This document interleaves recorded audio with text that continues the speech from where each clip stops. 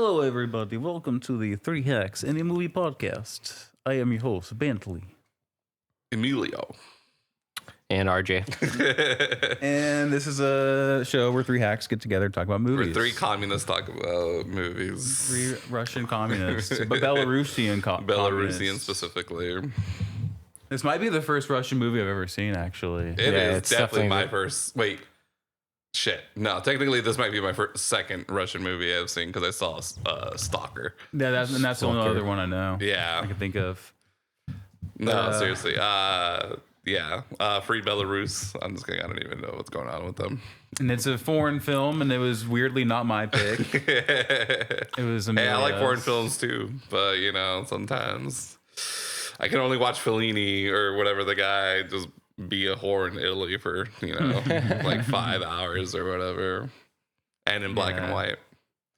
No, yeah, guys. So today was my pick, a pick that I've been wanting to show the crew for a while now.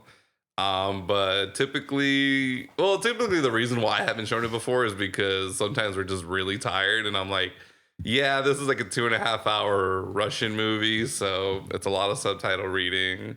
And there is action, but it's not like throughout the whole movie. So I wouldn't call it a slow burn by any means. I mean, maybe kind of in the beginning, but yeah. So just a lot of like, hey, you know what? It's late. I'm not going to make you watch a fucking 3-hour Russian propaganda film. But this time we did it. We finally got to it. And to be fair, I only saw this movie for the first time probably like, well, we're in November now. Oh, shit. Like, it was like 5-6 months ago. Oh, shit. Yeah. Yeah, I just saw this movie for the first time earlier this year. And that's also when I watched Stalker. And I didn't care for Stalker, to be honest. I don't really understand the hype behind it, but that's a whole other story. But yeah, so my pick was Come and See, a 1985 Soviet Union film about, I mean, basically the horrors of just war in general, but it was specifically about how Nazi soldiers were basically systematically trying to exterminate Belarusian villages. And I think at the end of the film, it says like they burned down like 630 villages or something like that, some number like that. I don't know how they got that number. I never really researched into the extermination of Belarusians, but Russia wouldn't lie to us. Yeah. Exactly. The Soviets wouldn't lie to us. They like that number. They're like 630. That sounds about right. Like maybe they rounded it up. I don't know. I think it was 628 or 629 actually. Oh, did it say something definitely like was not 630. It was not a round number like that. Oh, it was, okay. Yeah. Yeah, that's an atrocity you don't really learn about in high school for some 628. reason. It's the Belarusian 628. Okay, yeah. villages. See, that's a very specific number, and therefore they can't be lying about it because it's too specific. If they were lying, they would round up and say like 630. The Germans were really like, they like to write everything down, man. They cataloged everything, so that's probably how they know. They did it down to every. Yeah, they were very meticulous people, the Germans. They love numbers. In Nuremberg. That was great. Anyways, yeah, so this movie, man. This movie's oh man. Very Russian. Very Russian. It is so Soviet, dude. It's fucking crazy, man. It's definitely the most Soviet thing I've ever seen in my life. Next to like, I don't know, just like some fucking, I mean, I played a lot of World War II games where you take the place of a Russian or a Soviet Union member, but this is way more Soviet than anything else. Anything like that. The kid lives in like the boonies or like just like the forest, you know, like he lives far away from any like city. It's a legit village. Yeah. Everything is a farm, basically. Everything is a farm field. Yeah, and it seems like it's like cattle. Oh, milk, I guess technically. Yeah. The movie takes place in, I want to say 1943, but the whole thing feels like the 19th century. It feels like the 1800s almost. Like there's like no electricity or everybody's in like rags, and there was one power line that I saw or whatever, and I'm sure that's like just to send like telegram like boop, boop, boop, boop, or whatever, you know, some Morse code shit. But yeah, I saw one power line and that was about it. Yeah, if it wasn't for obviously like the tanks and the camera, yeah, you would think this is like the 19th century, basically. Yeah, because they still use like lamp oil to heat for like candles and stuff or whatever to light things, you know. Yeah, there's no flashlights, there's no just like light bulbs just hanging about, you know. But yeah, man, they're very old school people for sure. you know, there again, it not only is it the Soviet or whatever Russia, it's the outskirts of Russia basically. So it's about as like boony as it can get. Mm-hmm. And again, these were villages, not even towns, not cities, just villages. So I mean, that says a lot in and of itself. Yeah, so the movie's Come and See. It came out in '85 at the, I don't know if that's like the height of the Soviet Union, but during the Soviet Union. That's like near the end of the Soviet Union. Yeah, well, the wall got torn down in what, 89, 91? No, 91? I want to say it was like 90, 91. Yeah, 89 right? probably. Well, like under Reagan. Right, it had to be under Reagan. Then so that's like late 88 or 89 then. Yeah, probably. right, yeah. I mean, yeah, if you look up. Because I think Bush took office in 89. Okay. So, yeah, I mean, I think the wall fell like late 80s, early 90s. Mm-hmm. So, yeah, this movie came out in 85. I remember when I first started looking into this movie, there's this whole story about how the Soviet Union didn't want this movie to be made, let alone be released. And I'm not really sure exactly what their intentions were behind that because, I mean, obviously the whole movie just makes like the Germans, the Nazis, whatever, look like the worst fucking people on the planet. And you know, I mean, at that time they were. But so I didn't really fully understand why they would want to show this movie. I think a part of me thinks like Maybe it was too much. You think it was too much? Like it was over the top with how evil the Nazis were the Nazi almost. portrayal was. Yeah, it was pretty like crazy. Oh, like, I mean, horrible, yeah. Once you get to the last like 30 minutes of the movie, Right. I Not to depict it that way, I guess to show the reality, but what I would think the reason why they don't want to show it is because they didn't want to show Russians looking weak. And I mean, that's kind of how they appear to be for most of the film, you know, until the very end anyways. Because they were just getting dominated the whole time, you know. But obviously it just made the Germans look that much worse. That was the only thing I can think of. But yeah, so this movie, it was like I think at that point it was the biggest movie they ever made. Like it was like their most like highest budgeted film. And I mean, if you watch this movie, like the effects are, I don't think there are like special effects. They were like, it was almost they were using like real bombs to like set shit off. They were using like real tracer rounds. The only thing you'll see that were fake were like, I mean, the blanks when they like fucking just executed people like right in front of them and stuff. But besides that, I mean, it was all pretty, it felt just real. And it almost looks like the kid, the main character of the movie. I don't really know what his name is. Something Russian for sure, but It's like Fliora. Flior. Yeah, Fliora. It's like he gets more beaten up as the movie goes. Like his face, like literally just like gets more puffy and swollen. And I was almost wondering if like that was actually happening to the actor, like having to do those fucking scenes. That kid aged like 30 years in however long it took him to fucking film this movie, man. Yeah, I remember when I first saw the cover of the movie. We'll put a picture up if we can do that. We'll put a picture up right now up what the cover of the movie is.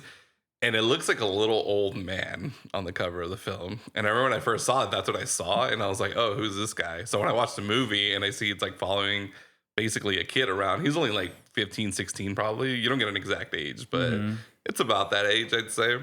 Yeah. And I was just like, no way is this kid the guy on the cover. Like, there's no fucking way, because the guy on the cover is easily like 40 something or whatever. And then as the movie progresses, you see his face just slowly become a fucking old man. Like he goes from like a wide-eyed kid with like soft like kind of features, and then at the end of the film he's got like wrinkles and fucking like not only like those hard wrinkles on your forehead, but he has like the crow's like mad crow's feet around his eyes. And just looks like life has been beating the shit out of him for 40 years. It looks like if he's been an alcoholic and like a pack-a-day smoker for like 30 years. Yeah, so typical Russian, basically. Yeah. Yeah, war will do that to you, man. Yeah. But man, this film, bro, I'm calling it a film. I don't care. Is fucked up. In the word, one of my favorite words that I learned from Saving Private Ryan, my all-time favorite war movie and movie in general, it is foobar. It is fucked up beyond all recognition. It's wild, dude. The first time I saw this, I couldn't believe what I just watched. And I think I took a moment, honestly, afterwards. I was like, I'm gonna chill out for a second. And the only other movie that made me fucking feel like that in a long time was the fucking Virgin Suicides. Where I was like, this movie is so fucking depressing. And I was actually mad at RJ for making me depressed. Not just kidding. But I was like, after that, I was like, bro, that sucked. And not like it was a bad film. It was just like, it was just so depressing, dude. I was just sad by the end of it. I think I threw on American Dad as soon as we finished it because I needed a kind of a pick me up. And then yeah, man, come and see. I think I just sat on my couch for like a few minutes and just kind of like really took it all in. Speaking of Virgin Suicides, the other day I was reading some like movie reviews on like just random movies, and one of them was that movie, and the comment was, "I'd kill myself too if I was James Wood's daughter." That got a good chuckle out of me at the time. Okay. I would be like, I don't know why it's called Virgin Suicides when the oldest daughter was a whore. Like, you know, whatever. That's just my movie review on it. That had to be the top comment. Yeah. On that movie. I think fucking James Woods, dude. It's so funny. I love him in It's video. a great Twitter if you guys don't know. I've seen some screenshots. I don't do Twitter, but I've seen some screenshots. Yeah, it's pretty funny. I also love that episode of Family Guy with James Woods. Definitely. I've got James Woods. Anyways, yeah, man. So this movie. We all just heard Emilio say "Loves Family Guy," by the way. Clip it. Put it in this. Absolutely, I did not say archives. that. I did not say that. Don't put words in my mouth, Bentley. I'll fucking die. I fucking hate Family Guy. No. I love the first like 3 seasons. Rewind it 20 seconds ago. You'll be proven wrong. We don't have that technology yet, but we'll get there eventually. No, first 3 seasons great. Or anything after 2005 was dog shit. I stopped watching in 2005. I remember that. This just became fucking brain rot before brain rot was a term. Anyway, sorry, I'm gonna go on a whole fucking tangent of Family Guy, so I'm gonna stop myself right now. Come and see it, dude. Yeah, first or second Soviet film or whatever Russian film I saw. Stalker was the other one. Didn't care for it. Like, it was cool, but I don't really understand the hype behind it.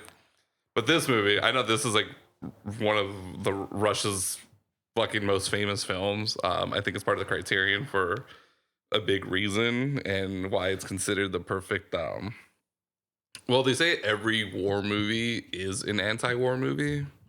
Is something I've seen people say, because there's no way to make war look like positive. Like there is no looking at it positively. Like it's always dark. Show the glory of it. It's like, gonna try to show the glory of war. Yeah, like films have like you know, like you could try to show the glory of war, but at the end of the day, you see it and you're like, damn, all that shit was fucked up. Like so much death, so much tragedy, so many fucking whatever crimes, blah blah blah. And yeah, so this is probably the greatest example I've ever seen of an anti-war movie, even though like they're all anti-war movies.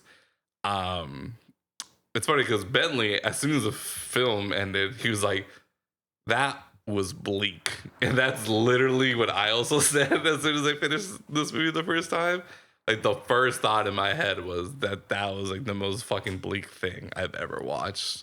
Yeah, the guy who wrote it was definitely just trying to think of like, what's the most fucked up thing that can happen next? Yeah, and just put it in there. I think, especially near the end. I feel like this is what all Russian novels are like, basically, where it's just.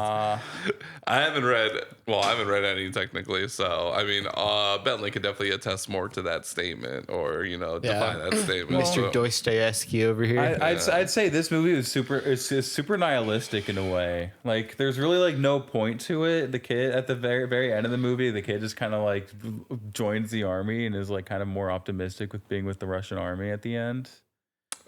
That's kind of how it ends. I don't think so. I think that was him I think that was him at the beginning more than it was at the end. Yeah, because like he joined. He was in the beginning of the film. He finds a rifle. Well, I'm saying what the last scene is. No, I know, but like I don't think he's optimistic about it. Like his face, I think says very much otherwise. Well, he's way more comfortable with it than he was before. I don't know, man. We see, like, I think, again, because a big thing about it is seeing him at the very beginning and then seeing him at the very end, and how much he has changed. And so, because the whole thing takes place in over what, like a day or two, like 2 days max, probably. Because you see him fall asleep. Well, I think he falls asleep twice, technically, because there's the beginning where the guy is telling him, like, go to bed, we'll keep watch, and then later when he like falls asleep by the cow. So it's like 2 nights max, probably, or whatever. And yeah, so in the beginning of the film, he's actually looking for a rifle because a kid in his village tells him, "Oh, you can find one here on the beach. Like, you will definitely find one. I found one, whatever." And it's like a 5-year-old. No, it's maybe like a 7-year-old kid or something telling him this. So he's looking hard for a rifle. And when he finally finds one, he's ecstatic over it. Like, he can't believe it. He's so excited. But when he goes and shows, like, his mom, his family, she starts freaking out because she knows what it means. Like, that he's going to join the resistance and that he's going to die in war. And so she's trying to make sure that he doesn't go because he's the only male of the family left and he's supposed to be there protecting him. But you can see he's, like, wide-eyed, bright-eyed, so excited to join the resistance because they, like, you know, he feels like they're doing it right, that they're defending their land, their motherland, and that this is what he needs to do. But obviously he's never really seen the tragedies of war because he sees the beginning and everyone's just having fun. They're taking a picture with like their guns and everything, and they're all like drinking, having a good time, blah blah blah. And he sees it like, yeah, this is exactly what I thought it was gonna be. And then almost immediately, as soon as he gets hit with his first bomb, he like just goes to shit, and it just gets worse and worse from there. And he loses that smile of his that he had for the first, I don't know, 30 minutes of the film. That's when it all goes downhill. Yeah. He goes deaf, basically. And yeah, he gets like tinnitus for like, I don't even know how long, but it's a pretty long while. You just hear like a ringing constantly throughout him. And then I actually really love that use of sound too. Just the way how there was like an absence of sound, or like just it kept coming, like fading in and fading out, especially when that girl keeps yelling at him and it's just all like distorted. Sounds like in a joking manner, it sounds like in Charlie Brown or whatever, like the Snoopy gang, like how the parents talk like wah, wah, wah, wah, wah, wah. But it's all just fucking distorted.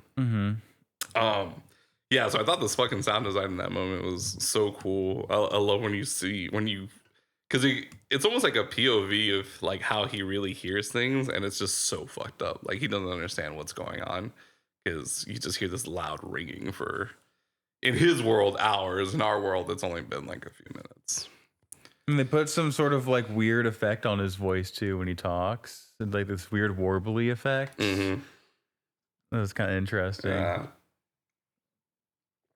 That definitely has great sound design. Like this great sound design, great cinematography. Yeah, man. I thought the cinematography was fucking incredible. I couldn't get over some of those shots, man. Especially again, like I don't know how much money fucking the Soviet Union dropped on this film, but it's not like the Soviet Union was making a shit ton of money. So I doubt they were really trying to pour in a lot of money into their movies and stuff. But they really made every dollar count when it came to the effects and everything. But yeah, man, everything was so visceral. Like, it felt so real. Well, they kill a fucking cow, bro. They definitely really killed that cow for that fucking shot, dude, for sure. There's a scene where he's trying to steal a cow. It's so funny how he almost immediately starts acting like a Russian soldier, because in the beginning of the movie, when like the Russian soldiers or whatever come get him from his family, like, oh, come with us, son, or whatever, you're ready to fight. They're like, we're gonna take this turkey too. I don't know if it was a turkey and that's what Russian turkeys look like, but it doesn't look like an American turkey to me. It's some large bird that's turkey-like. I think it's too big to be a pheasant. Yeah. I don't know. It's very turkey-like. So they're like, yeah, we're gonna go ahead and take this, and then I think they also took a cow after that too. So they're very like, we need this for the war effort, so we're gonna go ahead and take it. And then he also starts doing that later in the film, where they try to first steal that cow. They like literally held up a farmer And they're like, he's like, no, we need this. He's like, and you don't think we need this? And it's like, yeah, maybe he should read Marx, bro. Yeah. Right? To understand it's our cow. For the greater good. It's our cow. And then, yeah, but he was doing that under like, under the supervision of like his new commander, basically. And then later, when his commander and the cow get killed, spoiler alert, sorry about that, guys. He's like trying to take the cow back, realizing he can't fucking do it. So he finds a horse and he starts taking it. And the farmer's like, what are you doing? That's my horse. And he's just like, I need this horse. Like, I need it for like my people. And he's like, you don't think my people need it? And he's just like, do you know what's going on out there? And he's like, immediately just turns into like a Russian officer where he's like, no, we need this horse like more than you do. So, and this guy is he's obviously doing work. He has like a bundle of like hay that he's working with. And then he's told like that he's sitting on his ass. Yeah. He's using the horse to like carry a, fuck. I can't think of the word. Like a cart. Yeah, like a cart. Yeah, I don't know why I can't think of the word. Or a wagon. Fucking dumbass. Yeah, a cart. Yeah, just filled with hay. And then he's immediately like, nah, I need this horse, because I need to drag this cow back to like my people or whatever. But yeah, I love how he immediately fell into the role of a commanding officer as soon as his commanding officer died. He's just like, oh, well, now I got to do it. And that means taking, or what is it? It's not manifest destiny, but when you take something for like the greater good, you're just like, yeah, we need this horse more than you do, so we're gonna go ahead and confiscate this. Commandeer. He's like, I'm gonna commandeer. He's like, I'm gonna commandeer this horse because I need it more than you do.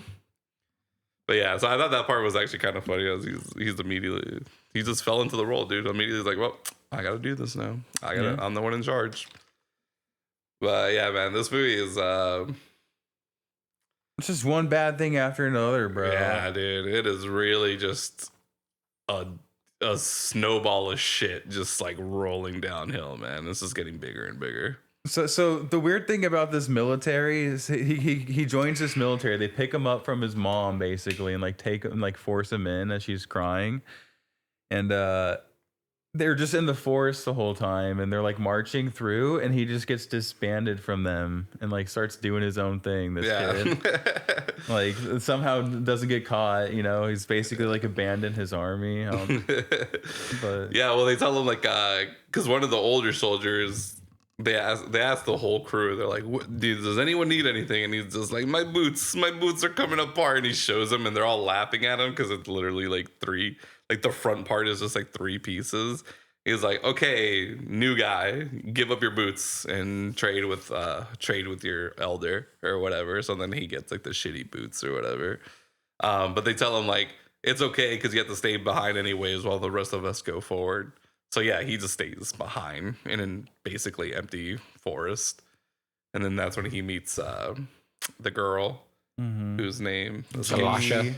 What is it? Galasha. There we go. Yeah. Bro, their whole interaction, Galasha and our hero, it's so interesting to watch because I think it really shows how different Russian sense of humor is. Because he comes out crying and you think he's legit crying, and then he goes into like a bit and like he starts like laughing. Yeah. And then it just turns out that he's like messing with her. I was just like, what the fuck did I just watch, dude? That part was weird, yeah. Like, and Americans definitely flirt differently than that. Yeah. They just start crying and then laughing. And then that's how they meet. Yeah, they're flirting. It's very it almost feels like kind of like hostile at a point. Like, it's just so I don't know. It was like aggressively sad. I don't know. I don't even really know how to explain it. It's just so different from our sense of humor, or like, I mean, at least the sense of humor that I grew up on.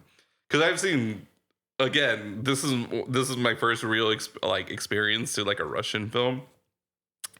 So I've seen, American sense of humor. I've seen British sense of humor. I've seen Latin American sense of humor, Chinese, Japanese. Whatever, right? I've seen all sorts of different sense of humor, but I've never really seen a Russian sense of humor.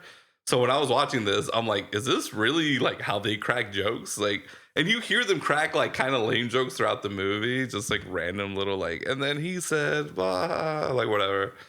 But the way him and this girl were talking to each other, she like immediately starts going into this like oh, you think you're a man now or whatever? And it's just like, he's like, you want me to like bear children? And she's like, ha ha ha ha. I was like, what the fuck is this, dude? It's just it's so weird, but maybe it's just weird to us because that's just not how we do things. Bro, it was the writings of a crazy person.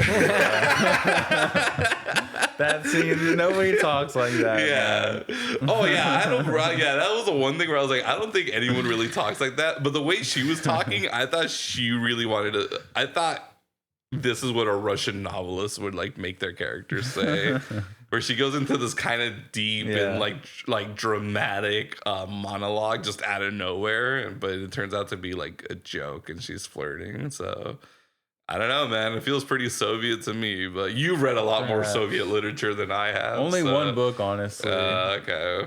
Yeah, Dostoevsky. And I will say, just going back to that, Punishment, is that, right? Yeah, Crime and Punishment. Yeah. Is that this? I feel like this movie is just very nihilistic at the end. I feel like there's kind of like no ultimate point to it. It's just a bunch of horrible shit happens, and then he joins the army again. But that was my interpretation. But like with the Russian literature I've written, it has like a greater meaning of like God and. You know, like religion and all that stuff. Like it is pretty Christian almost. Whereas this movie doesn't really have any like Christian. Yeah, there's no Christian imagery whatsoever. Even though Belarus is like 90% Christian, at least now. Right. Okay, but I will also say this movie was made with the financing of the Soviet Union, who was very anti. Well, any religion, really. It's especially Christianity because it was so prominent in Russia. So I'm pretty sure during the filming, they're like, no crosses, no Christian imagery. I don't want to see a Bible. I don't want any mention of God, blah, blah, blah, because we don't want people thinking about, you know, God and hope, you know, because we want people thinking about the state, not higher entities. But so I think that's why they would. Yeah. I think that's why there's no Christian imagery whatsoever. I feel like the movie would have been more realistic if they had that at least a little bit. Yeah, but that's not what propaganda. That's not what propagandas go for, though. You know, they're not. Is this propaganda? In a way, it can be. It was funded by the Russian government. What is the definition of propaganda? I guess funded by the government and like to deliver a message. I feel, I mean, I don't know what the exact definition is, but I mean, we've all seen every kind of propaganda, right? We've seen like American propaganda against like Germans, against Japanese, or whatever, right? Blah blah blah. But I mean, it could definitely be used as propaganda. Oh fuck! I'm just curious if the Soviet Union like produced this or helped. They must have. Okay, so quick Google search says information, especially of a biased or misleading nature, used to promote a particular cause, doctrine, or point of view. Is like whatever Google's definition of it. But yeah, man. So I mean, I don't know if it's propaganda. I mean, it could definitely feel like it for sure. But yeah, I'm pretty sure that's why they didn't allow any Christian imagery in their movie, because you know, again, the state of the Union was very like, no, we're not doing that. We don't promote this here, so stop it. Because I feel like the main point of the movie is just like Nazis were evil. Yes, like I got it, and then like war is pretty crazy. It's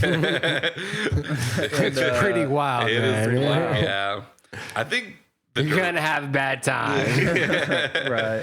Yeah, you're not gonna leave this movie with a smile on your face unless you're like super fucked up in the head, I guess.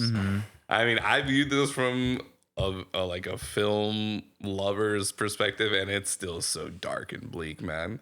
And I think that's why I said, like, I don't fully agree with your like nihilism point of view on this.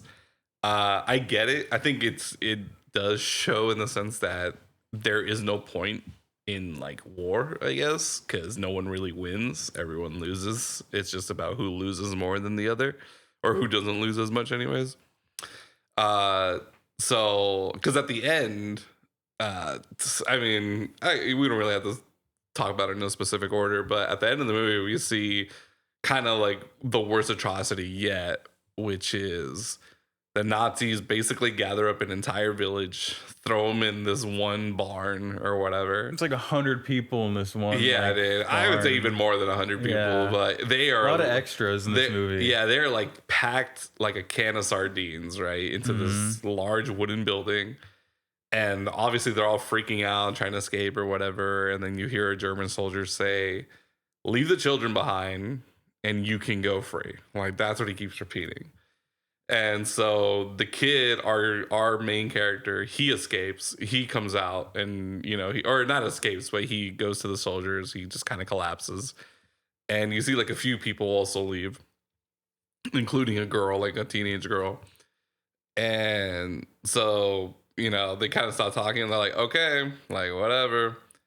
And immediately start like pouring gasoline on the fucking building, and then you see people throwing liquor bottles, and then that's when they just like set it on fire, like with over 100 people in this fucking building, and you just hear like scream after fucking scream after fucking scream.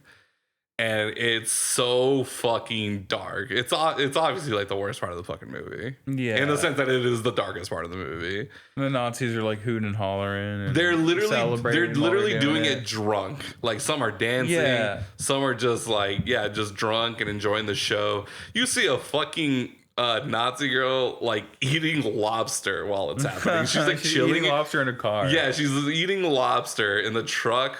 And I'm like, bro, where the fuck did you get that lot? And why are you eating lobster in a truck? Yeah. I was like, this is like the most western part of fucking Russia. I don't think it's a big seafood place. Like, so she brought that fucking lobster from somewhere fucking far to like enjoy the show, basically. So all these like German soldiers are just fucking like you said, hooting and hollering, right? They're doing the polka, whatever, blah blah blah. There's an accordion playing. They're smoking cigarettes, which Hitler would be so pissed at if you saw, bro. Yeah, wasn't he like a big anti-smoking guy? Yeah, he was like one of the first governments to like impose anti-smoking laws. Yeah.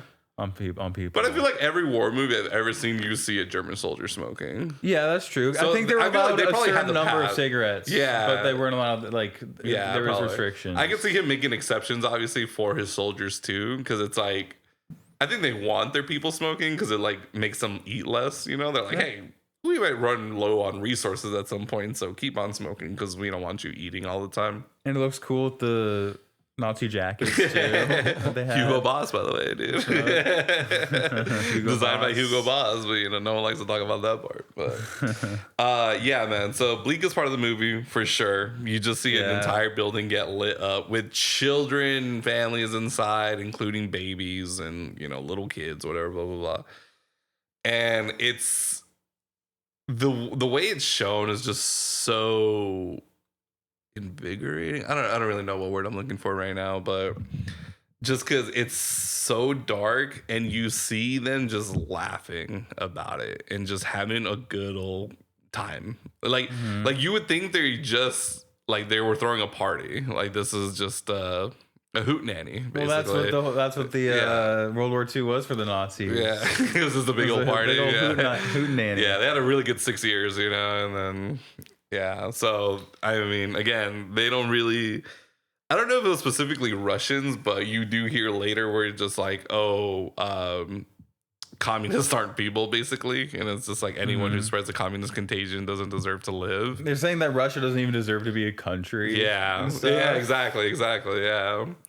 So I mean, it's pretty easy to torch a barn full of people when you don't see them as people, right? Yeah, but yeah, man, there's something about that contrast between fucking people being burned alive and people laughing about it that's even just like dark. That's like dark, dude. Like I've seen so many movies with so many fucked up scenes, and this is easily automatically in the top 3 now. Personally, I don't know about you guys or whatever, but personally, it's one of the most fucked up things I've ever seen in a movie. Yeah, it's a pretty bad one. Yeah. There's also another fucked up scene where what's her name? Galasha.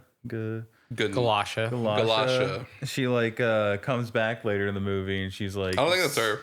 That's not her? I don't think that's her. No, I thought it was. No, because I thought so too, but after watching it this other time, I'm sorry, I don't mean to hog up the whole mic. Because she also gets out of the barn.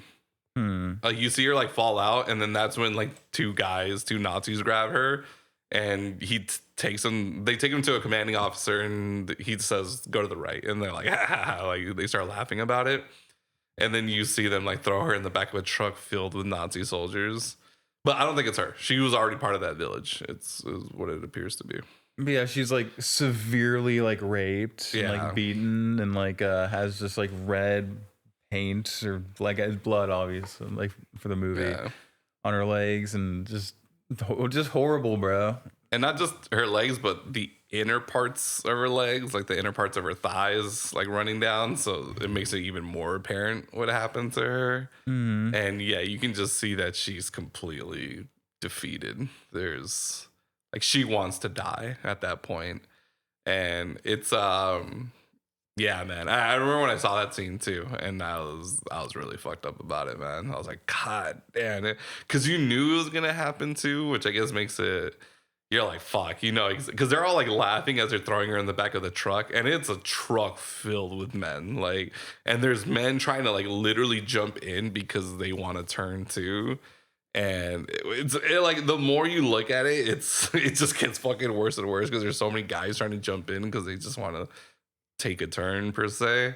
And as it's driving away, even though you can hear a bunch of guys laughing, you can still hear her scream the entire time.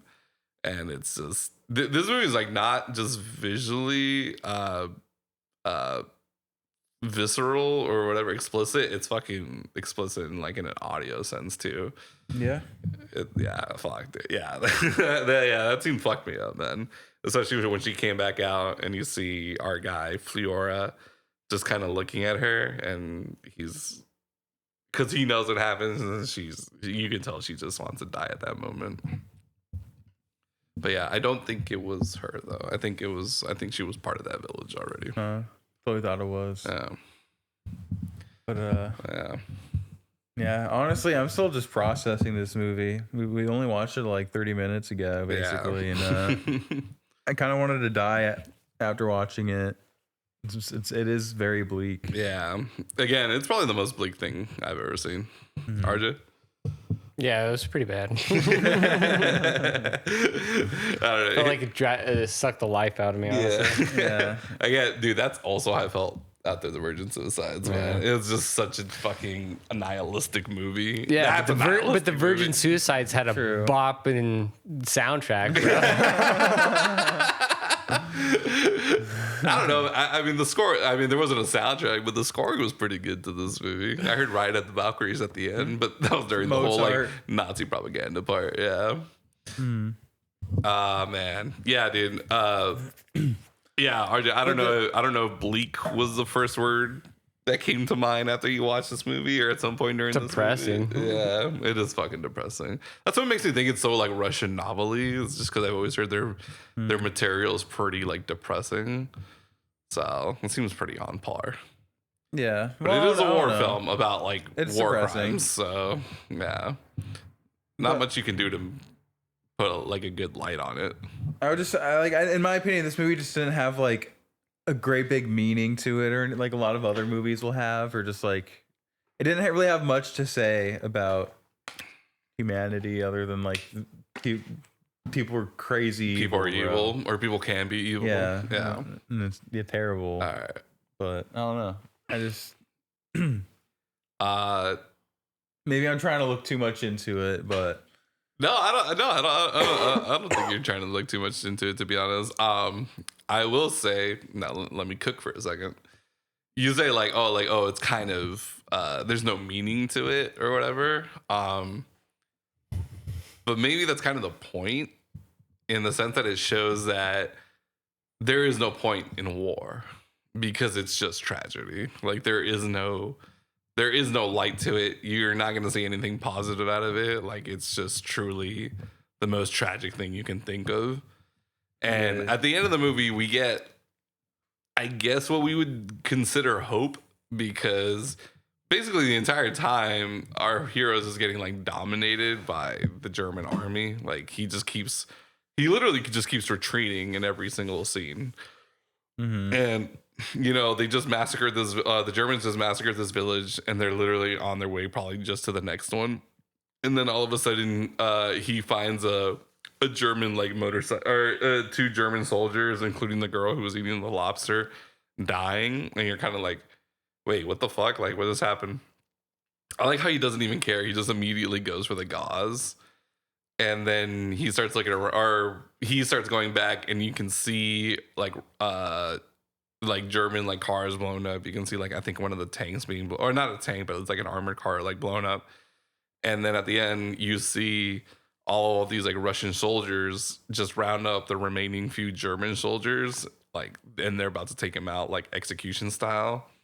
So the Germans went from like drunkenly enjoying a massacre of a people to now begging for their lives. And the Russians, obviously they move on to the next thing, but I don't know if we would like view that as hope, because we just see our hero at the end just shooting a picture of Hitler like over and over again, because he's just so fucked up in the head at this point. All this like weird backwards montage of like backwards Hitler's life happens, like Benjamin Button Hitler, or like just like the real actual propaganda, or like German propaganda, Nazi films that like got put out, like going from the end to like hit baby Hitler. Yeah.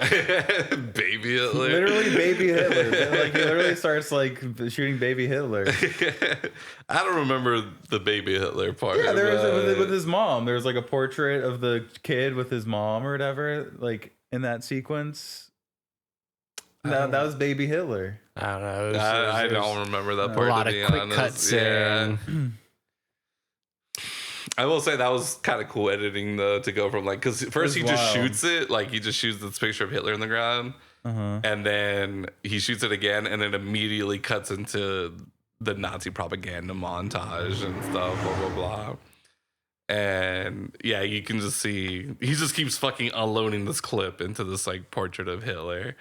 But yeah, and then he joins the army, or like he joins the rest of the army after that. But I also loved seeing, so when he first after the execution of the German soldiers, which they were gonna set on fire too, by the way, but I guess they just got kind of impatient with the dude showing up with the torch, because he was coming from like quite a bit away, like yards away. So they're just like, nah, fuck this, whatever, and then just unloaded like so many guns into them, like, and whatever, just killed them all right then and there. I thought it was like them trying to say like, oh, we're better than them. We're better than you. We're not going to sink as low as you. We're not going to burn you guys alive. Yeah, because the guy has the torch. Yeah, and like, while they're already shot, he like just like throws it in the water. Like, I'm not going to light them on fire. It's like, bro, they're already fucking shot. Well, they're already dead. Yeah, exactly. But dead. he was coming back to set them on fire. Right. Like he was, and then like when our kid, or not our kid, but like when he gives them the petrol, as they call it, and the German soldier who was trying to be like, no, I'm not with them, they forced me to do this, he go ahead and voluntarily pours the gasoline on them. But yeah, and then they just shoot him after that. Like they don't wait for the torch. So yeah, but I can see, I also thought that too for a bit. I don't really know what the point was, but yeah. Just because that shot afterwards where he like puts out the torch, I felt like that was supposed to be like symbolic of that, of like how it like, it shot a close up on the torch of him like putting it out, like dropping it in. Yeah, how noble the Russians are. Yeah. I could see that, but I could also see him being like, well, it's not as satisfying to burn dead bodies as it is to burn live bodies, especially after they just torched a bunch of people. Like, because then you're just cremating them at that point. Yeah. You're not like really doing anything else after that. But I love the shot afterwards where you see our main character, our protagonist. You see him walking towards a kid who literally basically looks like him, just maybe 5 years younger than him, because he's almost like half his height. Like he was like a little kid, but he also had a rifle, and he also had like a wooden box thing that he was carrying on his back. He was a new recruit. And he was a new recruit, and he's even significantly younger than Fliora, whatever.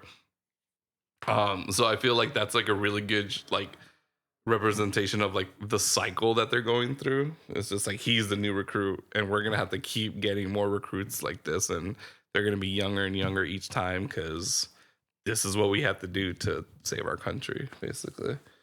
I thought it was such a really cool shot. I was like it's a very much like the cycle of violence is going to keep continuing, but this is what they have to do in desperate times, you know. In desperate times, they steal people's livestock. They fucking trade, like they make kids trade up their boots or trade down their boots. And again, he couldn't join until he found a rifle. Like, this is how they operate. They operate on the very bare minimum. Like, they don't waste anything.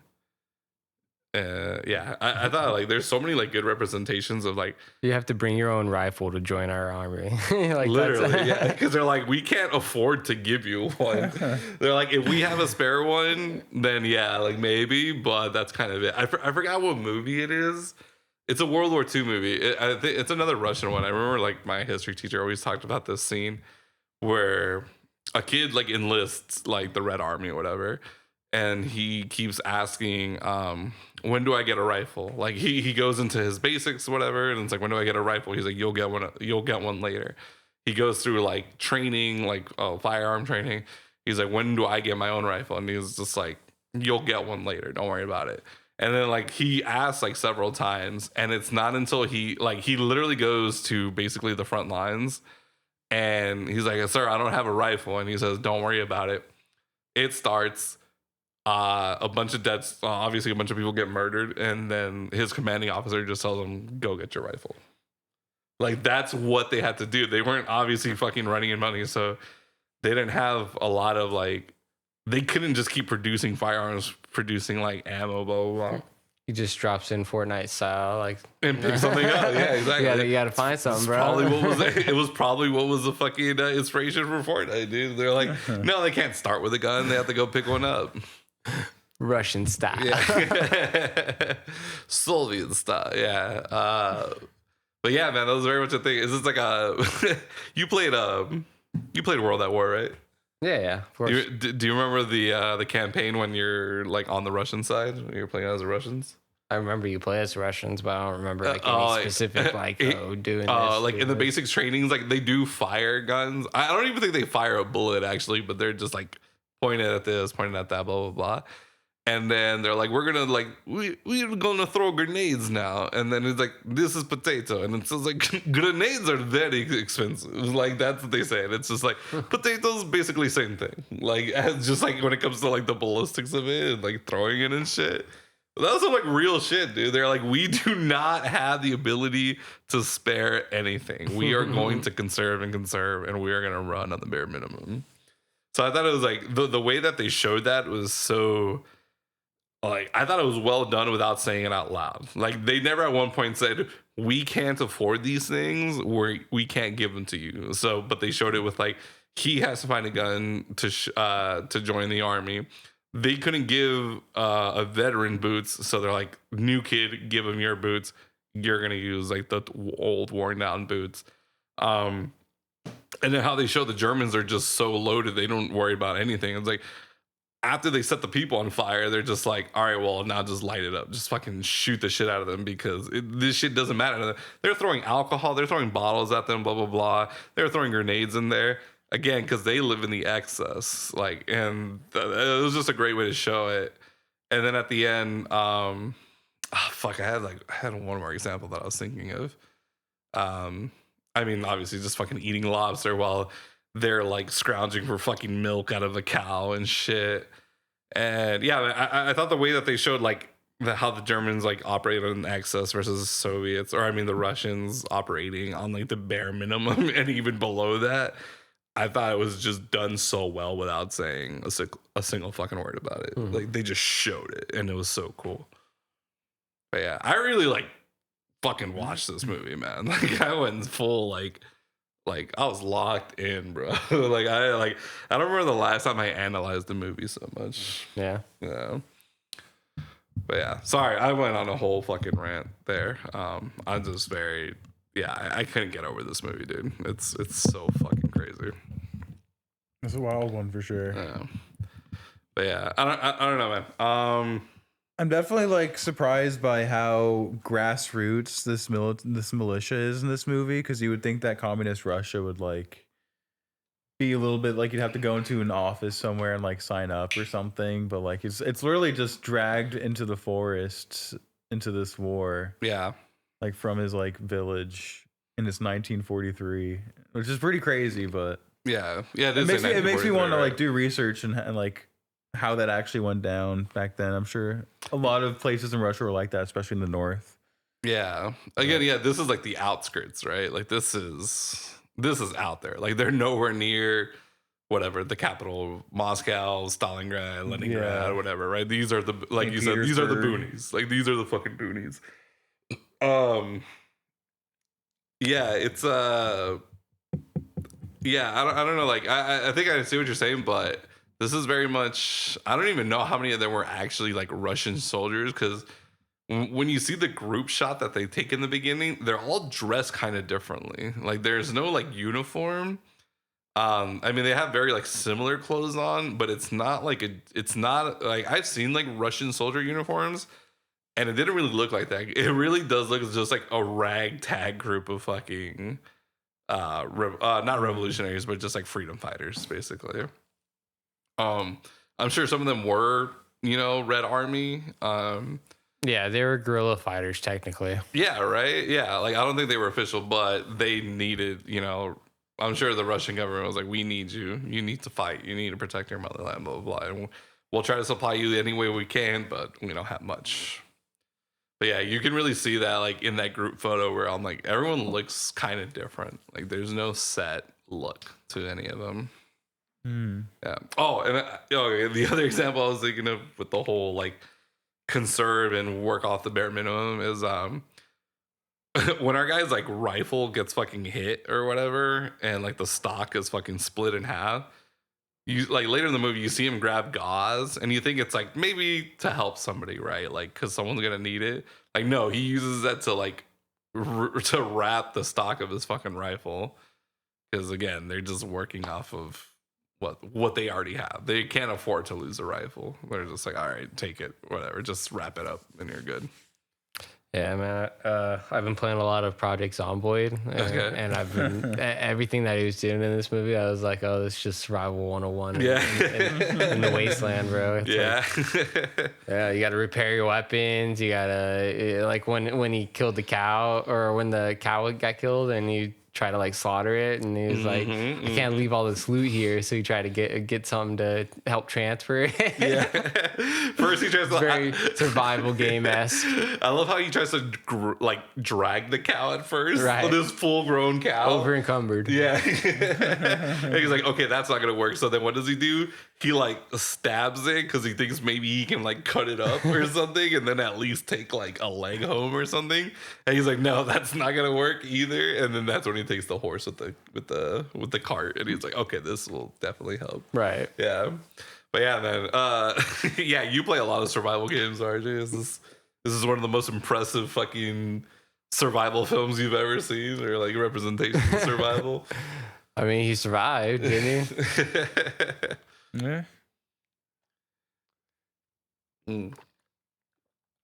Yeah. All right. Somehow had the will to keep going throughout this movie. The main character. He just kept surviving, man. Kept surviving. The definition of just fucking surviving. One of my favorite shots was when he's with the kind of like the crew, like the three older like whatever Russian soldiers or guerrilla fighters. Because they're going to go get food, and then it's already been taken over by Nazis, I guess, and they were dragging it around the Hitler scarecrow thing or whatever. Like, all right, whatever, leave it behind. And they're like going across that thing, and they're like, okay, like, we need to get out of the road because they're gonna look for clear roads. And then they turn around and they just see a fucking big ass you hear a big ass explosion, and they turn around.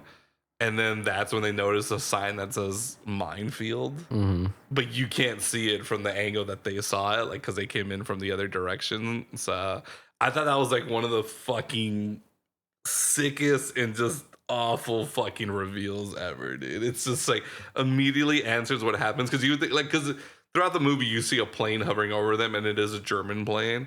So they're like, oh, they probably just dropped the bomb or something. And then they turn around and they realize that they walked through a minefield and with surviving it, but half of their crew didn't, right? Survive it. it was just a reveal where you're like, oh my god, dude, like, fuck, can things get any worse? And the answer is yes. Like, it literally gets worse and worse after that. Yeah, because then they try to walk the cow across a field, the two remaining members, and then they get shot up, and the last guy gets killed, and it's just our main character and the cow. Yeah. And then the cow gets shot. I remember when I was thinking, like, yeah, because you see, like, this machine gun fire, and you can tell it's machine gun because of the tracer rounds. That scene is great, by the way, where you see the gunfire and stuff. Yeah, it's fucking dark. Like, it's already nightfall, and all you see is, like, well, you hear, and then just these fucking, like, glowing rounds. Yeah, they look really good on camera, too, honestly. I don't know how they did that. No, the scene was sick. I remember, like, Bentley asked, like, bro, did they just use real tracer rounds? And I was like, hey, man, it's 1985, you know? Yeah. I don't think they had a lot of money to spend on blanks and stuff. So, yeah, they might have just shot a real fucking machine gun with tracer rounds still left.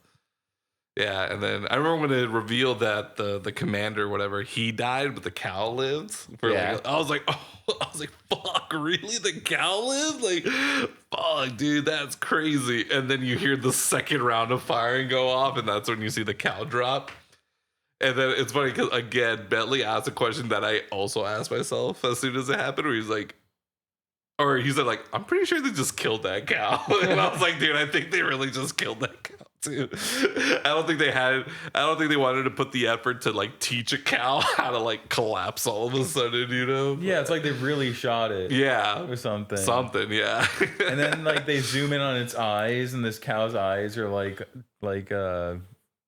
vibrating back and forth as it's dying. Like, they literally killed a cow, at least. Yeah, I'm pretty sure. Yeah, and then you see later, like, you do, like, when the light comes or when the day comes, you do see bullet holes in it too, and you're like, oh, yeah, they might have just actually shot that cow, to be honest. Again, 1985, Soviet Union. I don't really think they gave a shit about animal rights then. I did see later on in one of the scenes, I think it was when when he comes back to see all, like, the German camp, like, demolished pretty much, you know? Oh, and there's a horse that was on the ground, and it was supposed to be playing dead or something, and it was, like, trying to get up and stuff. You could see it's like its feet are, like, tied together like that. Like, the feet are, like, they're not coming apart. Like, okay. So either maybe, like, something was just stuck on it and it couldn't get up because of that, or I think they just, like, tied the feet together or something, and, like, so it wouldn't get up. It would just lie there. Okay. Hey, that's a lot better than killing it. Right, but that's a lot better than fucking just, like, handicapping it for the shot, you know? I know, because I also noticed that horse, and when I saw that, it was like, I guess I didn't really notice that, like, two of the legs weren't, like, moving or couldn't, like, get up or whatever, but I did see, like, I think the front two were, like, kind of free, and he was trying to stand up. I was just like, bro, did they, like, handicap that horse for this fucking shot? Like, really? But if you say you can see that it's, like, tied, I'm like, okay, that makes me feel a little bit better. I couldn't see, like, anything actually tying it together, but when the feet were moving, all four feet were together. Like, at the same time. Okay, like, so yeah, it was feet probably did not come apart at all. It was probably tied then. Yeah, that would make a lot of sense. Yeah. But yeah, I also had the same question when I first saw that horse. I was like, oh, bro, did they fucking just, like, handicap this horse for the shot, dude? Like, really? But okay, it would make me feel a little bit better that they're like, no, we could just tie the horse's legs, guys. Like, okay, we don't need to fucking kill this horse for the shot. Yeah. It's not a cow. Like, we can't just fucking kill it, you know? But yeah, man. Yeah, fuck, dude. This movie, this film, this tragedy. I'd be happy never to see another Russian movie again. Yeah, man. Again, the only other one I saw was Stalker, and I don't really think that one is worth it, to be honest. But yeah, it is bleak. It is very hard to swallow. Mm-hmm. Yeah, I was thinking about how my brother says this, because me and him watched 12 Years a Slave together years and years ago, and he's like, okay, I saw it. I'm okay never seeing it ever again. Yeah. He's like, that was so fucking. I think actually the word he uses is bleak. He's like, that was so or like, he's like, that movie was so depressing. I never want to watch it again. And I was like, you know what? I get it. Like, I was like, I think I'd watch it again. I never watched it again. So, yeah. But come and see. This is my second time now seeing it this year. And I bought the Criterion version of it. It's like now my top 4 on Letterboxd. Like, I fucking love this movie. As fucking depressing as it is, it's not like a movie I'm ever just going to throw on in the background or watch if I ever need to be cheered up or anything. But yeah, man, it's dark. I don't blame anyone for never wanting to watch it or ever wanting to watch it ever again. Bentley, so there's a divide here. Which better bleak movie did we show you? Virgin Suicides or Come and See? Come and See has better cinematography, I think, but Virgin Suicides has a better soundtrack. Plot. and soundtrack. And soundtrack. I don't know, man. I honestly think the acting is a lot better in Come and See, dude. I thought I was in 1943 fucking Russia, dude. I thought I was in 1843 Russia in that movie, bro. You're like, I thought I was in 2013 fucking Russia, dude. Yeah, you could have fooled me, man. But yeah, man, Virgin Suicides, I think that's a nihilistic film. I think that movie was truly just made to depress you, that there is no hope, there is no bright side at the end, where I think, at least to Come and See, there was the faintest glimmer at the end, but I don't know. I enjoyed this movie more than I did Virgin Suicides. But I get it. It's fucking, they're both extremely dark and bleak, especially because I didn't know anything about the Virgin Suicides going. I mean, I don't know anything about this movie either. But that final reveal scene where they accidentally stumbled upon the first dead body, or the suicide body, and I was like, immediately I knew what the fuck was gonna happen with the rest of them, and I was like, oh hell no, dude. Yeah, I've never been so mad at you in my life, RJ. I was having a good day that day. Yeah, I don't know. At least I was cut down in an hour and a half. And you only get, Wait, is that really how long Virgin Suicides is? Yeah, maybe like an hour 40. Oh, bro, that movie felt like 3 hours with how fucking sad it is, dude. And that's a Russian novel, dude, honestly. It's more like a Japanese novel. I felt like this movie dragged on a lot, dude. There's like one scene where it shows like a bunch of just Russian troops just like marching, and I felt like it went on for like 5 fucking minutes. I know it wasn't that long, but was that at the beginning? It was at the end. I want to say at the end. Yeah, it was towards the end. Okay. I think I know what you're talking about, but I keep thinking about, like, because most of the time it was just focused on the kid, even when the rest of the soldiers started like marching on after that. So I think I know what scene you're talking about, but I just felt like it was dragging on for way too long.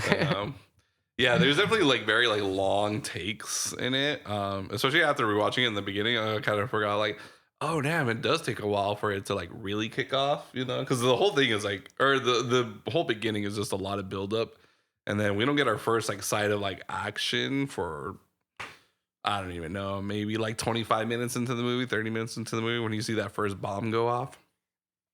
But yeah, I kind of forgot how long it kind of takes, but there's so much. I mean, they have to set up a lot of exposition for it, so I kind of get it. But yeah, it's only what, 2 hours and 20, right? Yeah. I want to say, yeah, okay. So I can see some scenes probably went on a little too long, but I thought like a lot of the scenes were actually kind of like not one shots, just like very long shots. So I thought some of it was actually pretty impressive. Where I was like, whoa, it was like a lot of people. Like, there's a lot of moving parts in this one shot, and it hasn't broken away in a while. So I understood they kind of needed to do that back then, but it was just overall impressive, man. Just, I thought the cinematography just fucking blew me away. I agree. I couldn't get over it. Yeah, cinematography was cool. I guess the look of the movie, like the production design, the wardrobe, like the sets and stuff, everything like looked authentically like just fucking Russian, and it probably was. They probably just went out in Russia and filmed in the actual place. Yeah, I mean, it is 1985 Soviet Union, so yeah. But I believe they actually went into like Belarus or whatever, or what is Belarus now, and filmed that whole thing, because the whole thing just takes place in like farmland, basically. And it really captures that, like, what you feel, like, think of when you think of, like, what it's like to live in the middle of nowhere in Russia. It really captures what I thought it was like. Yeah, I thought a great way that they showed that where kind of everyone knows each other is, so towards the end when he's trying to like commandeer the horse or whatever, and then they realize German soldiers are coming, he tells them like, hide your rifle, hide the coat, because he looks like they call him a partisan, I think. The guerrilla fighters. He's like, hide your coat, hide your rifle, and like, we need to go back to the village. So they go, and the guy he was robbing basically tells him there was a kid who drowned. You're gonna take his place, and he's like, what was his name? Tells him the name. And he tells him, even though he's he does say he's like, you're gonna pretend to be my grandson, I think is what he says later. He's like, you have 4 sisters, 3 brothers, and a mom. Your dad isn't around anymore. Your mom's name is this. Your sister's names are this. And he's saying all this because not only does like everyone know each other in this village, a lot of times like Germans, like obviously they need to take account of who's there. So it just in case he gets interrogated about who he is, he's like, you need to know your entire background, like right now. Like you need to learn that. And I thought like, because I know there was like a whole thing about how they always try to take account, and you hear later like, you know, if you're this or this, go here. If you're this or that, stay there. And it's like, we're gonna need any paper document that shows who you are, who you're connected to, and then like also about like crops or whatever that you grow, blah blah blah. So I thought they showed that really well in that shot where he was like, because like you need to learn your entire background right now, or they're gonna fucking kill you on the spot. Yeah, there's like so much like little shit to the like little details in this movie that I just actually kept picking up on, which as much as I love movies, I can be really bad at. And I thought this is one of the films where I like actually picked up quite a bit watching it. The funny part about that is that as he's like getting the rundown about this new life, he just dips, like, runs away. Like, I'm not gonna learn all that shit, old man. I think that's when he takes the cow, right? Maybe no, that's before. Yeah. No. The cow's way before, and the horse. Yeah. The horse happened there. And then it was when he was commandeering the horse that the guy told him, "That's right. Put your coat, put your rifle away. We need to go back to the village, and you need to learn your entire story right now, or you will be killed." Mm-hmm. And the whole thing is like, because back then they're like, if you were a fighting age male, you're dead, basically. Like they're like, we don't need you. And also like they said, like children, or like the whole thing about like putting the children in the barn. They're like, children are usually the causes of our problems, so you're dead too. Like they want weak people, and that's why they usually just try to like take the women. Obviously that and fucking perverse reasons, but yeah, fighting age males, they're like, we're not gonna take you in, we're just gonna murder you. So yeah, I mean, I'm pretty sure he was like pretending to be younger than he was, or I mean, at that point he looked fucking 30, but they also probably just looked at him like, nah, you're probably like 16 or 15, but you're just super fucked up. Yeah, it's just like a little thing that I picked up on when he was like learning, or when he was forcing him to like learn his entire story. Did you guys have like a favorite scene in the movie? Probably not. You didn't have to enjoy it. Like, I don't know. I get it. No, like probably the scene where he's with the cow in the field and like all that gunfire is happening overhead. Okay. I feel like it just that was looked cool. really nice. Yeah. Like the pyrotechnics and all the special effects just look sick. Yeah, the shot was super cool. Yeah. Do not get me wrong. The shot was super cool. And there's like a lot of great tracking shots where he's like, it's following a person like walking or whatever behind their back, and it's like walking through with them. Yeah. And those parts are pretty nice. Yeah, I can't think of one specifically, but I got you. Yeah, lots of long shots for sure. Even some that I'm like, yo, what the fuck is going on? Like, when he's kind of in denial that his family is killed, and he's like, no, they're on this island or whatever, and he makes him and the girl go through like the bog, as she says, like, which is just like a fucking swamp basically. and they're just like going through mud to the point where she almost drowns, and he has to like save her. It looks like a real bog, dude. bro. That's like one shot, dude. Like you watch that shit, it goes on for fucking ever. And I'm like, bro, please tell me there's someone ready to rescue this girl, because she's legit like on her fucking tiptoes, barely keeping her mouth above the fucking mud. It's so fucking wild, man. And even in that scene, that the second time I watched it, I'm just like, man, did you really have to drag the girl through the mud for this, dude? Like, fucking A, man. But you understand, like, that he's just in denial about the whole situation, because she saw that his family was murdered, but she didn't have the heart to break it to him.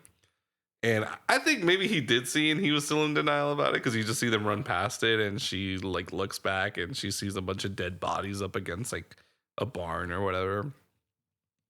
But yeah, that shot of them like going through the bog, dude, and I felt like bad for them, because I was like, nope, there's no Hollywood magic behind that. They're legit just they're just fucking trekking on through fucking 5 feet of mud, dude. It is so crazy, man. Yeah, that shit was thick too. Yeah, thick. Like with 2 C's, dude. I really hope there's a guy with like a rope like off the That's what I'm set saying. Yeah, there was someone ready to rescue her. Yeah, like that shit was like dangerous looking. Like, yeah. What they were in. Okay, dude, so much shit in this movie would not slide in American cinema, like in American filmmaking. And I get it, like American movies in the beginning didn't give a shit about what happened to animals. I mean, there's so many famous stories about whatever. I think in Noah's Ark or like some Noah movie or whatever, where a bunch of like they like some people drowned and a bunch of animals drowned, whatever, blah blah blah. That was like early 20th century fucking American filmmaking. This is 1985 Russia, and they were like killing animals for the shot, you know? And they were making kids, because that kid was probably like 16, and she was also probably like 16, 17, just tracking through mud that is basically their height. And they could have easily fucking drowned in that mud, dude. Yeah, it's so wild to watch. But it made, not justifying it or anything, but it made the fucking scene that much fucking more impressive and just so dark. Yeah, animal cruelty in film is a weird topic for sure, because you can't deny that it's gotten some like great results in the past. Well, I think about just like sometimes like the ignorance of like how we used to do things. Like, I mean, there's a whole story like The Wizard of Oz is like a fucking cursed film basically, because it's like the guy who was a Tin Man fucking contracted like cancer or whatever because they were using like actual paint on him or whatever. Yeah, they're spraying him with like actual aluminum. Like yeah, right. Had actual like aluminum like clippings and or like, you know, shards in it and stuff, and he was inhaling that stuff all like all the time. So. Exactly. Yeah, and I know there's a bunch of stories about like how fucked up Judy Garland was after that. Like that girl like developed like some kind of fucking barbiturate addiction after that or something. There's all this sorts of fucked up shit in that movie. Well, she was like a 16, 17-year-old girl in Hollywood. They were fucking definitely taking advantage of her. For sure. Yeah. Whatever way it was, they were taking advantage of her. Yeah, absolutely. And then again, that was early American filmmaking, and then this is like 1985 fucking Soviet Union shit, dude. Like this is what they did to fucking make a movie, dude. It's so fucking wild to see. I don't know. So I know like you kind of disagreed, but RJ, so is that like the thing with the machine gun fire? Is that your favorite shot, or do you have like another scene that like really stuck out to you? Yeah, that scene, the scene, you're just talking about with when they're running away from his village, and then she sees the bodies like next to the barn. Oh yeah, like, that was really fucked up. That was pretty. Bodies. Yeah, that was pretty bad. On the floor. Yeah. On a happy note, her doing that little dance on top of that, the little wooden box. That was pretty cool. But on a brighter side, I guess. Bro, it's so fucked up because I actually love their like little relationship that they were developing. Because like I love how she like goes in for the kiss, and he's like, "What are you doing?" Like he pushes her away, and he's like, "I'm just a boy," like I'm not ready for this. I'm not ready for an adult relationship. And yeah, man. Again, Russian flirting is so much different from Soviet flirting.